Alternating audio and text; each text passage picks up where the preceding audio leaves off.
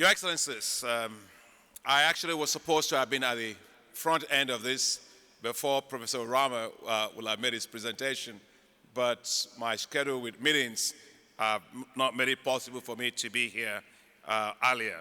So apologies for that, but I'm glad that I can make some remarks on this report. I'd like to really thank you for attending this launch of the flagship report, the African Economic Outlook for 2023. The African Development Bank puts great priority on the development of knowledge products to inform policymakers on the performance of the continent, to look at current and emerging global economic, financial, and geopolitical challenges and risks, and how to tackle important issues such as debt, public financial management for sustainable development. As we gather today, the world is facing multiple challenges, including climate change, inflation driven by higher prices for energy, commodities, and disruption, of course, of the supply chains due to the ongoing war, Russia and Ukraine. And the tightening of the monetary policies in the United States and Europe has led to rising interest rates that are compounding debt service payments for African countries. The report, I'm sure, as Professor Urama must have mentioned, shows that in the face of these challenges, African economies have demonstrated remarkable resilience. The continent achieved an average growth rate of 3.8% in 2022. This year was 4.1%, and projected also for 2023, 2024, and that surpasses the global average of 3.4%. But although I want to say that while that is great and we are able to keep our head above water, we all agree that poverty is still very high in Africa, and I think Africa needs to be growing at double digit to be able to have the kind of transformation that we have. But nonetheless, it's very good in very tough times to see that we are quite resilient and able to post these kind of growth rates. Of course, I'm sure that you will have listened to Professor Urama that the growth that we are talking about was fairly heterogeneous. Heterogeneous because if you look at the tourism focused countries, they actually suffered a decline in growth because, an increase rather, in growth because of early recovery in the migrant countries that normally will do a lot of tourism. The oil exporting countries suffered a declining growth because of they experienced a boost in growth rather because the global oil prices remained high. And the resource-intensive countries suffered a deceleration in growth because of their lack of diversification and the lower prices of commodities, especially minerals, because of the weakening global growth. And the non-resource-intensive countries, where they had a lot more diversification, experienced higher growth. And there's a big lesson there. They need to diversify our economies and also focus on regional trade, especially the Africa continental free trade area, to reduce this kind of volatilities.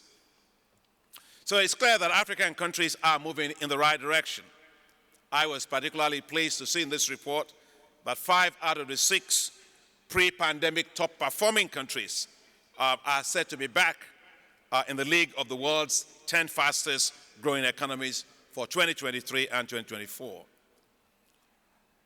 The external financial inflows to Africa, including foreign direct and portfolio investment, official development assistance, and remittances, have rebounded to approximately 20%, reaching $206 billion, or about 7.5% increase of GDP in 2021.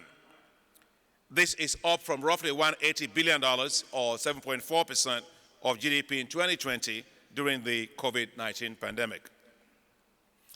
However, all countries, whether they are growing or whether they are declining in terms of their growth rates, all face compounding challenges, and that arises from high inflation globally, the contractionary monetary policies in developed economies, especially the US and the EU, that have led to rising interest rates that are causing rapid increases in debt service costs, with a stronger dollar leading to devaluation of currencies, driving up imported inflation, and of course, capital flight of portfolio investors.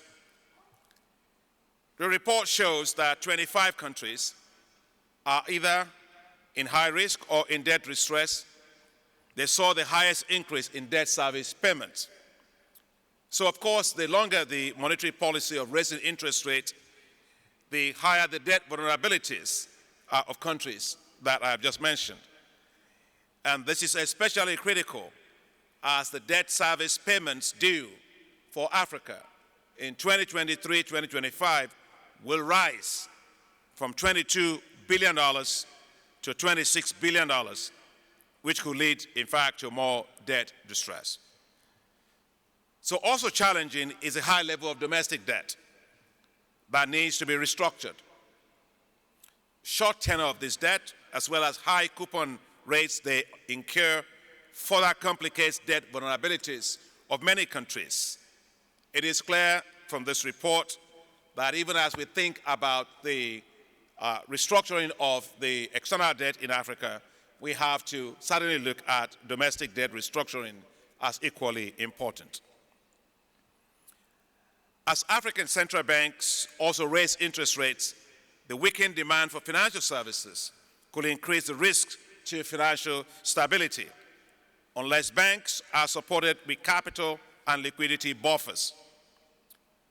The rise in global interest rates have had negative effects on portfolio investments in Africa, with an outflow of portfolio investments increasing from $8.1 billion in 2020 to roughly $28 billion in 2021.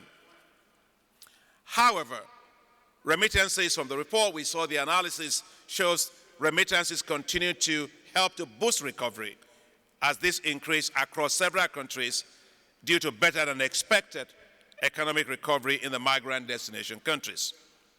In fact, the remittances increased from $84 billion in 2020 to roughly $96 billion in 2021. And I think this is particularly instructive to pay attention to, as the war in Ukraine has led to a shrinking of the net official development assistance to Africa. The net ODA to Africa declined by 7.4% in real terms, from $37 billion in 2021 to $34 billion. And I must say that's the lowest in the past 12 years. And so that calls for greater effort by Africa to mobilize more domestic resources. Also, it is critical to ensure that we have a better coordinated and more efficient debt treatment between official and private creditors, and ensure that the G20 common framework works for African countries. Other policy recommendations include industrial policies that can accelerate the diversification of African economies and the expansion of regional trade to lower exposure to global volatilities. The report went extensively into climate change and climate finance, and sticking out is the fact that Africa is being shortchanged by climate finance. The continent will need between $235 to $250 billion annually through 2030 to meet investments under the nationally determined contributions. And yet Africa gets only $30 billion in terms of climate finance. Of particular concern, which is linked to the purpose of this annual meeting, the focus of this annual meeting on private sector financing, is that public sector finance is 6 times that of private finance. Private flows of climate finance into Africa is actually the lowest in the world. So the Africa's private financing gap is estimated by this report to reach $213 billion annually through 2030. So there's a lot of work to do, and private sector financing for climate will need to rise by at least 36% annually through that period. This explains, as I said, why we chose this particular issue at this annual meeting as our main focus. The report recommends several ways to attract private climate financing, including green bonds, debt for nature swaps, green banks, blended finance, and carbon markets. Africa needs to do a lot more to attract a significantly higher share of the green bonds, when we're talking green bonds, because we only account for 0.2% of the $2.2 trillion of green bonds issued cumulatively up through 2022. The report also shows clearly that Africa can accelerate its development by optimizing its natural capital. And Adesina was just talking about that at the panel. And that natural capital is estimated at $6.2 trillion. However, the continent is not getting the best out of its natural resources because of poor valuation, degradation, illicit capital flows, and losses of its royalties and taxes. Expanding private sector participation in green growth will require several policy interventions, including strengthening the capacities to develop long-term strategies on green growth. I think it's important that we also develop appropriate regulations and incentives, support project preparation and project development, and the development of stronger capital markets that can support exits from investments made by the private sector. It will also require some tough choices, in particular for the fossil fuel subsidies that needs to be eliminated. In most cases, they are quite inefficient, they are too expensive, and they benefit the rich, not the poor. And the same amount of money countries are using to subsidize, then they go back to the market and borrow a lot to do that. So we do need to have this issue critically looked at. The greater use of blended finance can help. Deployment of de-risking facilities needs to be done at scale. And we need the development of platforms that can allow private sector to invest in a portfolio of green projects as opposed to individual projects, to allow them to diversify and to manage their risks. So there are just so many insights and policy recommendations in this report. I encourage that you actually get a copy of it to read through it. I'm sure that you will find this report to be both insightful, action-oriented, and very useful as we look for ways to substantially raise private capital for financing climate and green growth in Africa. Let me now thank the Vice President and Chief Economist of the bank, Professor Kevin Urama, your team, and all the collaborating teams that you have within the bank and also outside the bank that helped for this production of this report, which I consider an excellent report. So therefore, Mr. Vice President, great job. Congratulations to you and your team. It is now my great pleasure, instead of calling you to actually make the presentation of the report, to come on stage so we can formally actually launch the report. Thank you very much and welcome to this event.